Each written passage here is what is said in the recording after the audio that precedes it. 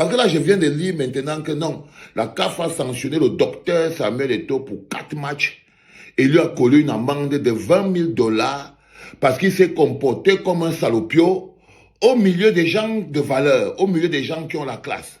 C'est-à-dire qu'il s'est comporté comme un charlatan, comme un salopio, comme un joueur de jambo, au milieu des gens qui ont la classe, au milieu des gens qui peuvent se comporter. Ça veut dire que le monde des dirigeants du football ne veut pas de toi, Samuel Eto'o.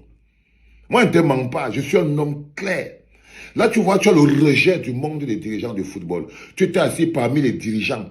Tu as regardé en haut, tu vois, tu as vu le président de la CAF, le président de la FIFA, le président de ceci. Tu étais assis parmi les dirigeants du monde. Mais avoir le comportement d'un dirigeant du monde, ça t'a dépassé, tu te comportais comme un salopio. Avoir le comportement des gens qui ont la classe. Le football peut t'accepter, mais la direction du football te rejette. Ça peut être clair. C'est-à-dire que tu peux avoir des aptitudes pour être un bon footballeur. Vous voyez vous-même la différence maintenant entre un bon footballeur et un piètre dirigeant du football. C'est-à-dire que Samuel Eto'o est un bon footballeur, mais un très mauvais dirigeant de football. Et les dirigeants de football sont comme des gens qui ont un code de fonctionnement, une manière de se comporter, une manière de parler, une manière de s'habiller. Ils ne disent pas « j'ai les bras longs le jour comme la nuit ». Non, les dirigeants du football sont plus posés que ça. Et quand les dirigeants du football ils t'ont regardé, Samuel Eto'o, ils ont dit que tu n'as pas ta place parmi les dirigeants du football.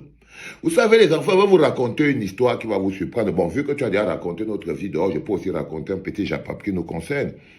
Vous vous rappelez, Samuel Eto'o, il est parti dans une émission. Il était parti dans une émission qui était présentée par un monsieur. Et il parlait de Pep Guardiola et il parlait aussi de José Mourinho. Et il a raconté une histoire terrible sur José Mourinho. Il lui a manqué de respect. La vidéo a été virale dans tout le monde entier.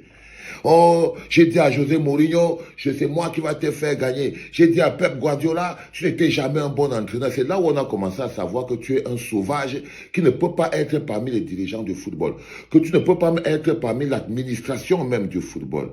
Et rappelle-toi, je t'ai dit quelque chose de simple à cette époque-là.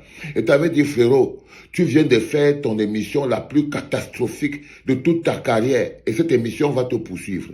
Rappelle-toi, Samuel, il t'avait dit ça. Que tu viens de faire l'émission qui va te poursuivre jusqu'à la fin de ta carrière. C'est-à-dire que la mafia du football, les dirigeants du football, ils ne vont plus t'accepter à la table des dirigeants du football parce que tu viens de démontrer que tu as tout, mais tu n'es pas un dirigeant de football. Tu peux être un bon footballeur, mais il te faut la retenue du dirigeant de football.